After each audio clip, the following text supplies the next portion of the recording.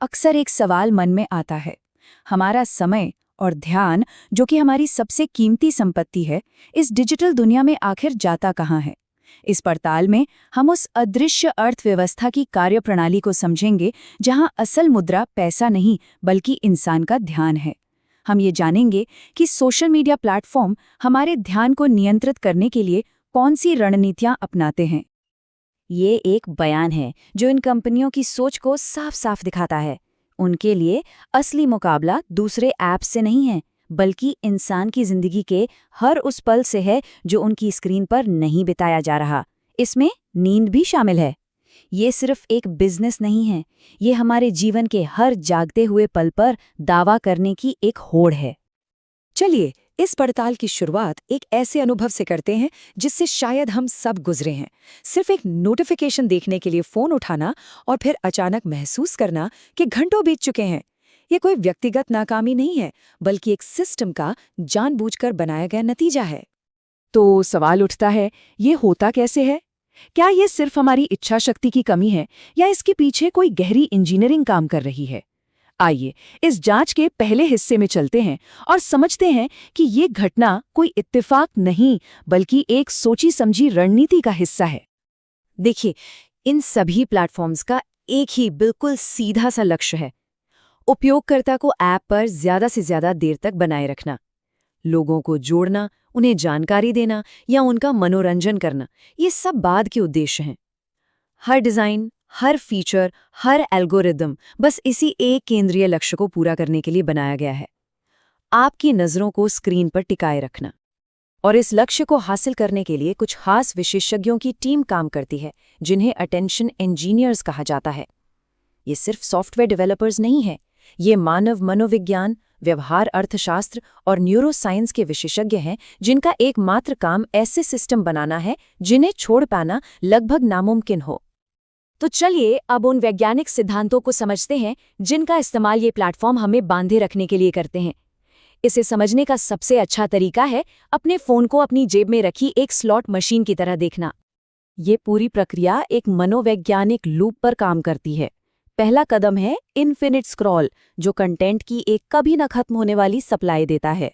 दूसरा है अप्रत्याशित इनाम, यानी ये उम्मीद कि अगला पोस्ट, अगला वीडियो कुछ बहुत दिलचस्प हो सकता है, ठीक वैसे ही जैसे स्लॉट मशीन का अगला पुल जैकपॉट ला सकता है।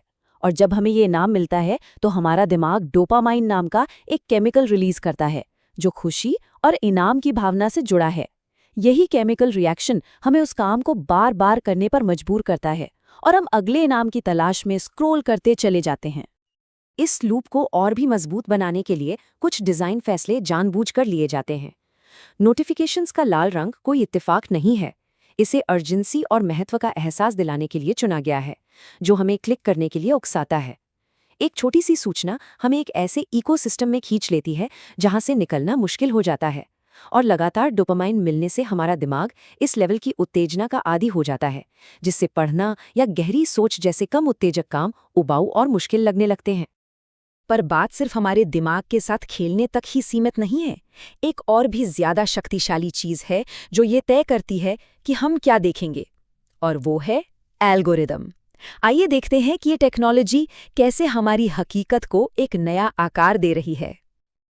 अगर हम सोशल मीडिया के शुरुआती दिनों को याद करें तो हमारी फीड उन लोगों और पेजों से तय होती थी जिन्हें हम फॉलो करना चुनते थे। लेकिन अब हमारी फीड का कंट्रोल एल्गोरिदम के हाथों में है। ये सुनने में एक छोटा सा बदलाव लग सकता है, लेकिन इसके नतीजे बहुत बड़े हैं। अब हम जो देखते हैं उसे हम कंट्रोल नहीं करते, उसे एल्गोरिदम कंट्रोल करता है। यहाँ ये समझना बेहद ज़रूरी है कि एल्गोरिदम को सच्चा, संतुलित या ज़रूरी कंटेंट दिखाने के लिए प्रोग्राम नहीं किया गया है। इसे सिर्फ एक चीज़ के लिए ऑप्टिमाइज़ किया गया है, ऐसा कंटेंट खोजना जो आपको व्यस्त रखेगा, जो आपको लाइक करने, कमेंट करने, शेयर करने या बस स्क्रॉल करते रहने पर मजबूर कर देगा। और इसका एक सीधा नतीजा होता है इको चेम्बर्स का बनना। एल्गोरिदम बहुत जल्दी हमारे राजनीतिक और वैचारिक झुकाव को सीख लेता है। अगर हमारी दिलचस्पी दक्षिणपंथी विचारों में है तो हमें और ज्यादा दक्षिणपंथी कंटेंट दिखाया जाएगा। अगर वामपंथी विचारों में है तो और ज्यादा वामपंथी कंटेंट। ये उन विचारों की ही पुष्टि करता है जिन्हें हम पहले से मानते हैं। तो इसका नतीजा क्या होता है? एक ऐसी दुनिया जहां हम सब अपनी अपनी हकीकत के बुलबुलों में रहते हैं और विरोधी विचारों से हमारा कोई संपर्क नहीं होता। हमारे विचार और भी कट्टर हो जाते हैं, समाज में ध्रुवीकरण बढ़ता है और बातचीत के लिए कोई बीच का रास्ता नहीं बचता। और जब ये बुलबुले आपस में टकराते हैं तो टकराव लगभग तय हो जाता है। अब हम इस पूरी पड़ताल के एक बहुत ही अहम मोड़ पर आते हैं, जहां अटेंशन इकोनॉमी के सिद्धांत एक वैश्विक राजनीतिक घोटाले में बदल गए। ये कैम्ब्रिज एनालिटिका का मामला है, जो दिखाता है कि जब व्यक्तिगत डेटा का इस्तेमाल राजनीतिक हेरफेर के लिए किया जाता है तो क्या हो सकता है। इस घोटाले की टाइमलाइन कुछ अहम घटनाओं को दिखाती है। 2016 में डोनाल्ड ट्रंप के राष्ट्रपति अभियान ने वोटर्स को टारगेट करने के लिए कैम्ब्रिज एनालिटिका को हायर किया। मार्च 2018 में द गार्डियन और न्यूयॉर्क टाइम्स ने खुलासा किया कि कैसे लाखों फेसबुक यूजर्स के डेटा का गलत इस्तेमाल किया गया था। इस खुलासे के बाद फेसबुक के सीईओ मार्क जकरबर्ग को अमेरिकी कांग्रेस के सामने गवाही देनी पड़ी और आखिर में 2022 में फेसबुक पर इस मामले में अपनी भूमिका के लिए भारी जुर्माना लगाया गया। ये सब शुरू हुआ 50 मिलियन फेसबुक यूजर्स के डेटा के साथ। उनकी निजी जानकारी, उनकी पसंद नापसंद, उनके दोस्त, उनके राजनीतिक विचार, सब कुछ उनकी जानकारी या सहमति के बिना एक ऐप के जरिए इकट्ठा कर लिया गया था। लेकिन ये सिलसिला यहीं नहीं रुका, क्योंकि उस ऐप ने न सिर्फ यूजर्स का बल्कि उनके दोस्तों के नेटवर्क का डेटा भी इकट्ठा किया। इसलिए प्रभावित लोगों की आखिरी संख्या बढ़कर 87 मिलियन तक पहुंच गई। ये संयुक्त राज्य अमेरिका की आबादी का लगभग 1/4 हिस्सा था, जिनके मनोवैज्ञानिक प्रोफाइल बनाए जा रहे थे।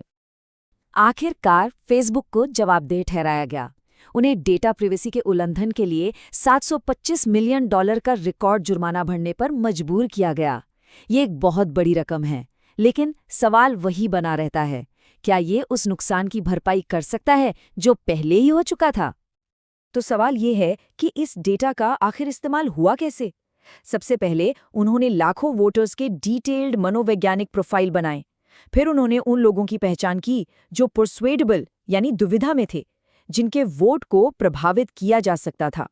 और आखिर में उन्होंने इन कमजोर वोटर्स को टारगेटेड विज्ञापनों, लेखों और गलत सूचनाओं से घेर लिया, जिसका मकसद बड़े पैमाने पर जनमत को बदलना था।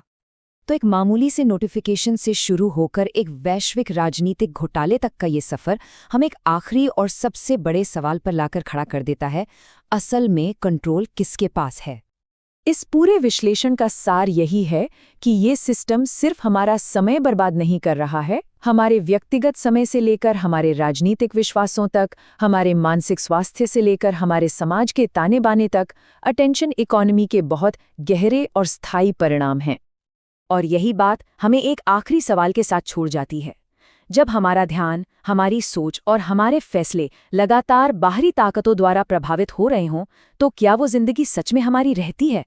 ये एक ऐसा सवाल है जिसका जवाब हम सभी को अपने लिए खोजना होगा।